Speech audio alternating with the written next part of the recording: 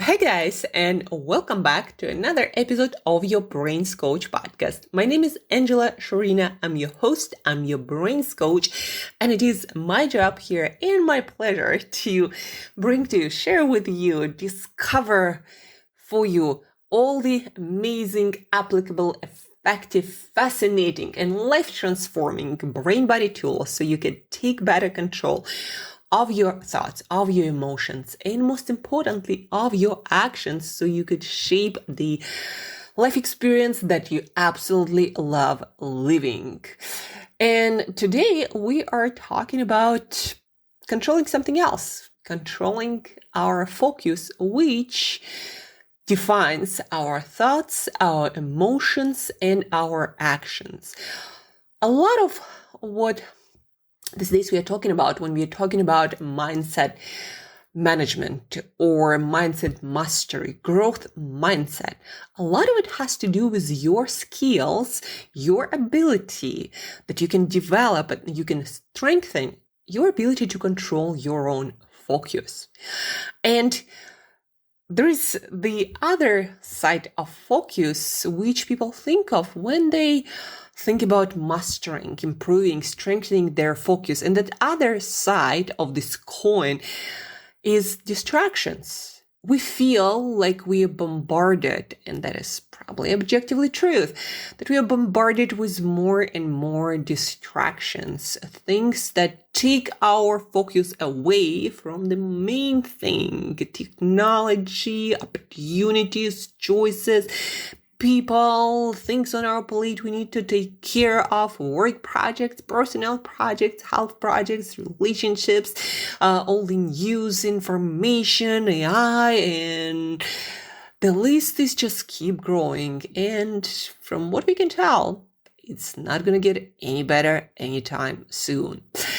But how then some people are able to navigate this noisy space of that our world became, and stay focused on things that matter to them, stay focused while working amidst all of the possible distractions, which are common to absolutely all of us. How some people seem to navigate this space seemingly so easily, and why some people struggle so much with that.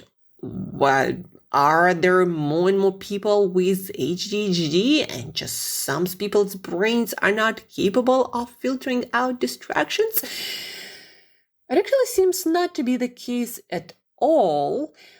But what seems to be the case and the cure is something else that you're about to discover, and experts have been known for quite some time, and there are books written about that, so it's not something that's super new.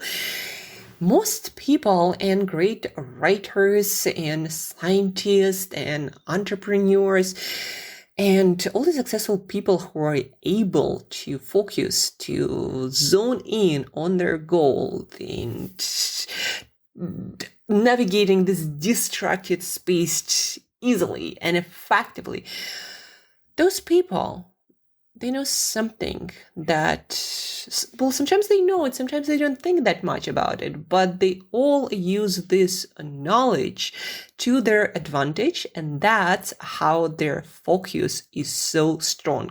No matter what kind of brain they got, whether it's an ADHD brain or some other neurodiversity kind of brain, it doesn't matter. You have the same ability to focus amidst all of these distractions, no matter what.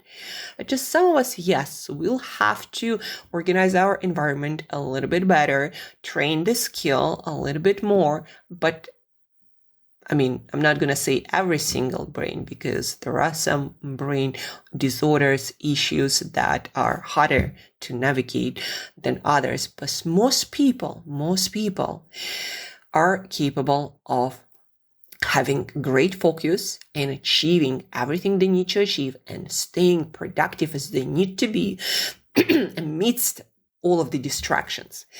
So what is it? It's not a distractions problem. It's a filtration problem. Let me read you something from Cal Newport's blog. Cal Newport, the author of Deep Work, Be That Good That They Can't Ignore It, or similar to that title, Slow Productivity, among other pieces of his work, all dedicated to being your best, developing mastery, harnessing focus, which is an absolute must if you want to achieve anything worthy of mentioning in our world in this life. So, something from Cal Newport's blog. The difficulty of maintaining focus in a distracted age. And like everyone else, I've nodded along with the prohibition sermons imploring me to limit my information diet, stop multitasking, turn off the devices at least once a week. And like everyone else, these sermons have had no effect. What's interesting about this column in Brooks' solution, which articulates a point that I finally believe. The lesson, then, is that if you want to win the war for attention, don't try to say no to the trivial distractions you find on the information in our information space. Try to say yes to the subject that arouses a terrifying longing, and let that terrifying longing crowd out everything else. So I love this piece, which has a little bit difficult, complex language, but I love this piece from Cal Newport's blog, which he develops further in his work, author of Deep Work, Slow Productivity, among others. It reminds me of this insight that I had quite a while ago while going through Tony Robbins' coaching methodologies and also neuroscience research, confirming what he was teaching, right? It reminds me of this insight I had a while ago, also that I remembered presenting at PwC Innovation Day.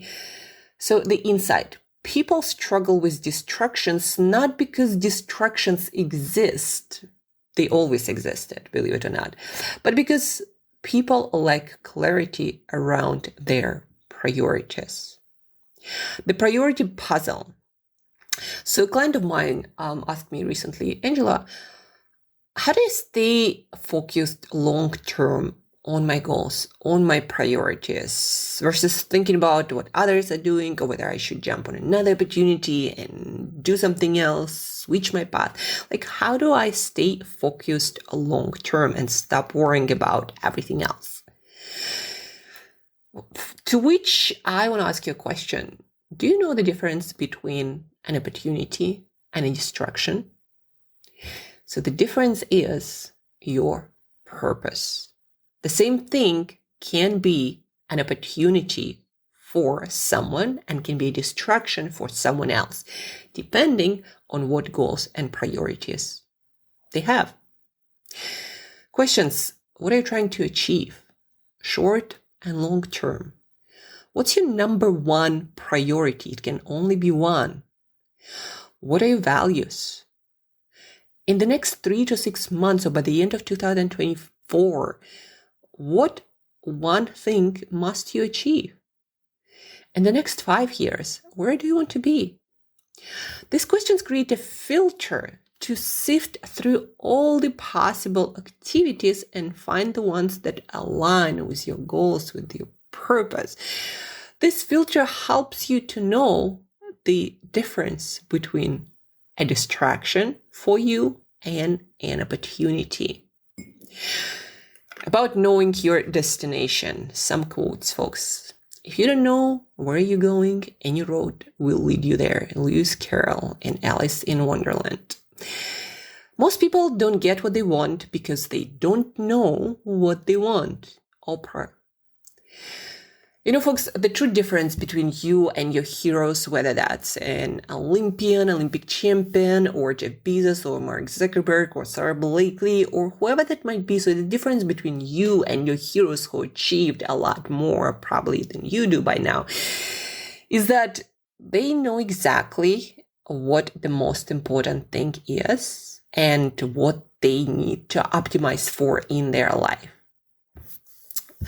So the first step to battling distractions and winning the war on attention. So the first step is not trying to figure out the best filtration, the best way to not stay distracted, like how do I manage my devices or how do I manage my environment. The first step actually is clarifying your purpose. What's your purpose? Small and big. Work, relationships, health.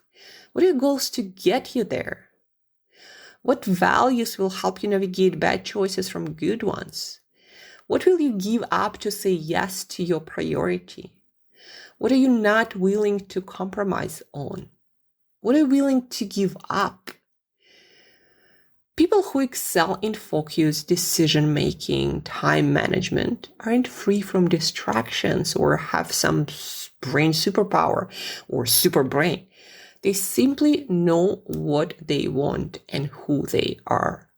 The more clarity you have around those thoughts, those things, who you are and what you want at any given moment, the stronger your focus gonna be. You know how I can drop into focus zone, zoning in almost immediately? You know how I can do that at the airport or in nauseous cafe? I know that is not the ideal environment for my brain, and it's going to make it a little bit harder to zone out all the noises, because it does take your brain additional work to filter out additional noise, for example. But the reason why I can zone in and write anywhere is because I first create a very clear definition of my destination. What are you trying to achieve here, and why is it important? I'm trying to write this blog, bringing at least one practical value to the person on the other side. And I'm doing it because of a few things, actually. Because I want to get much better at writing, at communicating practical takeaways that improve people's lives, work, and their goal achievement. It's important for me because my purpose is to help more superheroes to use more of their superpowers. So I have a very clear definition of what I'm trying to achieve here, what the end destination is for this piece of work, and why it's important for me to show up right now and do it now. A lot of clarity before any work even begins. And that's what's been my superpower, which allowed me to not necessarily put the most amount of work, but achieve pretty good damn results. And I'm yet to switch it on fully. The clarity dial around my mission, around my purpose, and where I'm going. Right now, I'm dialing in that dial to get even more focused and obsessive about the end destination. And then, just like Cal Newport wrote in his blog, distractions become irrelevant when you're so obsessed, longing for this one pursuit. It's like the rest of the world doesn't even exist. A bit of neuroscience that my clients also love. So this principle works because you have something which is called reticular activating system in your brain. It's a complex network of nerve pathways located in the brainstem, extending into the higher parts of the brain, right, like your prefrontal cortex. It plays a crucial role in regulating various functions related to consciousness, wakefulness, but specifically attention and the filtering of sensory information. And reticular activating system is activated, ta-da, folks, by goal setting and knowing what it is you're trying to get. The reticular activating system is responsible for several key functions, attention and focus, including the reticular activating system, or RAS for short, helps filter out irrelevant or unimportant stimuli and directs your focus toward things that matter. It's what allows you to concentrate on a specific task or conversation while tuning out background noise.